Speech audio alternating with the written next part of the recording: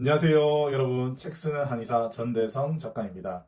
저는 오늘 독서와 함께 성장해 나가는 한의원이라는 주제로 여러분들과 이야기를 나눠보려고 합니다. 저는 원래부터 책을 좋아하는 아이였습니다. 도서관이 많이 없었던 어렸을 적에 근처에 있었던 책 나눔터에 가서 책을 빌려와서 매일매일 보는 것이 저의 일상이었습니다. 초등학생 때는 하루도 빠짐없이 매일 일기를 써서 총 90권 되는 일기장을 쓰기도 했었습니다.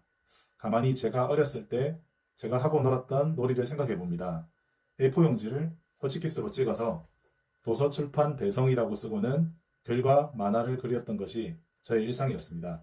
그런데 중학교, 고등학교, 대학생이 되고 나서는 점점 책 읽기는 사장된 습관이 되어 갔습니다. 대학교를 졸업하고 나서는 개원을 하고 가족을 먹여 살리는 일에 매일매일 몰두하다 보니 1년에 한두 권의 책도 읽지 않는 지경에 이르게 되었습니다. 그러던 어느 날 4년 전쯤 도서관에 가서 책을 보다가 김경태 작가의 1년만 닥치고 독서라는 책을 읽게 되었습니다. 이 책은 저에게 독서에 대한 강한 동기부여를 해주었습니다. 왜 책을 읽어야 하는가에 대해서 생각하게 하였습니다. 독서는 오롯이 저자의 모든 지혜와 노하우를 녹여낸 산물입니다. 책을 읽는다는 것은 싼 가격에 저자의 지식과 노하우를 가장 빠르게 흡수하는 방법입니다. 어떤 분야의 전문가가 되려면 어떻게 해야 될까요? 그 분야의 책을 30권에서 100권 정도 읽으면 됩니다. 저자들이 책에서 이야기하고 있는 부분에 공통적인 부분도 있고 겹치지 않는 부분도 있습니다. 공통적인 부분은 계속해서 반복해서 나오기 때문에 계속해서 읽으면서 저절로 습득됩니다.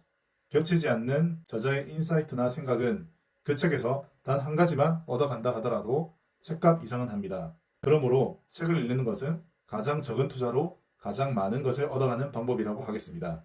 독서에 대한 동기를 부여하는 책을 읽다 보니 어떤 책을 읽어야 할까 하고 생각하게 되었습니다. 당시 제가 가장 관심이 많던 분야는 마케팅과 경영에 대한 책이었습니다. 이제 막 부원장을 두고 확장해 나가는 시기였기 때문에 어떤 마인드를 가지고 경영해야 할까 하는 생각이 많았던 것 같습니다. 저는 제 스스로 경영을 잘한다고 생각했습니다. 하지만 책에서 수많은 경영자들을 만나고 보니 저는 단지 우물한 개구리일 뿐이었습니다. 정말 경영은 타고난 사람들이 많았습니다. 사람들과의 친화력부터 시작하여 마인드, 인력 관리, 실천력까지 모든 것이 능력이 필요한 분야였습니다. 무일푼으로 시작해서 큰 기업을 일군 사람들의 이야기는 언제나 저를 가슴 뛰게 하였습니다. 위대한 기업들의 성공 철학이 담긴 책부터 읽었습니다. 주홍식 저자의 스타벅스 공간을 팝니다 라는 책에는 시애틀의 한 커피 가게로만 있었던 스타벅스가 어떻게 하워드 슐츠를 통해서 지금의 큰 커피 제국으로 성장해 나갔는지에 대한 이야기가 담긴 책이었습니다. 초기에 슐츠는 이탈리아 밀라노를 여행하면서 일 지원할래 라는 커피숍을 보고 누구나 편하게 에스프레소를 마실 수 있는 커피샵을 꿈꾸었습니다. 그곳에서 자유롭게 대화하는 사람들을 보고는 커피라는 것은 단지 매개체일 뿐이며 공간과 연결이 중요하다는 것을 깨달았습니다. 그렇게 시작된 스타벅스는 지금 현재 전 세계 매장수 32,000개와 순수익 20조를 자랑하는 전 세계 커피 업체 중에서 독보적인 위치를 차지하고 있습니다.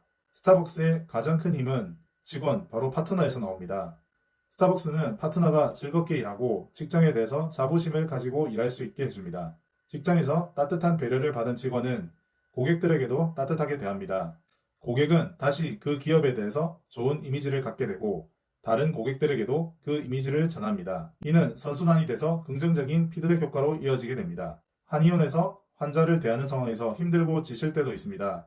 하지만 환자에 대한 따뜻한 마음과 배려, 그리고 우리는 최고의 기술을 가지고 있고 최고의 한약만을 쓴다는 자부심, 그리고 병이 낫도록 스스로 치료하게 도와준다는 정성, 이런 것들이 사람들로 하여금 최고의 한의원으로 인식되게 되는 계기가 아닌가 생각합니다. 지금까지 성장할 수 있었던 스타벅스의 가장 큰 힘은 혁신과 애정, 배려였습니다. 한의원도 단지 치료를 제공해주는 곳뿐만 아니라 사람들이 언제나 따뜻한 배려를 받을 수 있고 편안한 치료를 받을 수 있으며 가벼운 마음을 얻어갈 수 있는 곳이 되어야 하지 않을까 하고 생각하게 되었습니다. 또 제가 감명 깊게 읽었던 책 중에 하나가 천위안 작가의 토이리즘이라는 책이었습니다. 이 책은 어떤 상품에 있어서 기본적인 기능을 갖추는 것을 넘어서서 사용자의 오감을 자극하고 정신적인 만족을 제공해주는 것이 중요하다고 설명하고 있는 책이었습니다. 기업은 기능에 대한 수요뿐만 아니라 흥미, 재미, 멋, 새로운 트렌드 등 더욱 고차원적인 심리적 수요까지 만족시켜줘야 한다는 내용이었습니다. 그 예로 우리 사회의 핫 아이템인 아이폰과 테슬라의 예를 들고 있었습니다. 사람들은 기존의 틀을 깨는 감성적인 요소가 있는 제품은 비싼 돈을 내더라도 구입합니다. 놀이화, 장난감화 된 제품이 중요하다는 이야기입니다. 이런 토요리즘 전략으로 가기 위해서는 발상의 전환을 해야 합니다. 그리고 소비자의 참여를 적극적으로 유도해야 됩니다. 더해서 디자인 요소도 중요하다고 이야기합니다. 예쁜 머스트헵 아이템이 되어야 사람들의 구매를 유도할 수 있다고 합니다. 이 책을 통해서 한의원에서 환자들이 직접 참여할 수 있는 프로그램은 어떤 것이 있을까 하고 생각해 보게 되었습니다. 그런 고민 끝에 치료받고 좋아진 환자들에게는 치료 후기를 작성하게 하거나 약침이나 도침, 그리고 한약 패키지 프로그램 등을 도입해서 환자가 스스로 참여할 수 있는 환경을 만들어주게 되었습니다. 또한 직원을 채용할 때 한 분을 아예 디자인 전공하신 분을 뽑게 되어서 원내 게시물과 블로그, 인스타그램의 디자인과 한의원 한약과 상비학의 디자인을 맡기게 되었습니다. 책 읽고 매출의 신이 되다라는 책은 월용봉추 개그맨인 고명환 씨가 쓴 책이었습니다. 고명환 작가는 책을 읽으면서 얻었던 지혜들을 가게에 도입하면서 매출을 극적으로 올릴 수 있었다고 합니다. 저는 이 책을 즐겁게 읽었는데 특히 책의 내용 중에서 고객 응대에 대한 부분이 기억에 남습니다. 경영학에서 미러링 언어라고 말하는 부분인데요. 고객이 말하는 것을 한 번 더 말하고 응대하는 방법입니다. 또한 상대방과 나의 공통점을 찾아서 이야기하는 방법도 호감을 주는데 좋은 방법이었던 것 같습니다. 누구든 나와 공통점을 가진 사람들에게 마음의 문을 열기 때문입니다. 또한 고객의 특성을 기억하고 작은 신호도 놓치지 않아야 한다는 내용도 많은 공감이 갔습니다. 저는 예전에는 제가 하는 진료에만 초점을 맞추었지 환자가 표현하는 언어에 대해서는 관심이 없었습니다.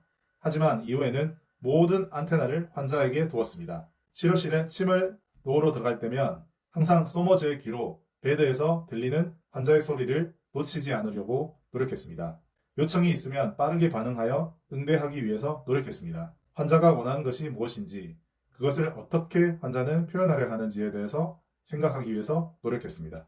설득의 심리학도 많은 도움을 받은 책 중에 하나입니다. 한의원에서 환자들과 상담하는 과정도 결국은 설득의 과정입니다. 내가 아는 지식으로 설명을 해도 환자의 마음이 움직이지 않는 한 소용이 없습니다.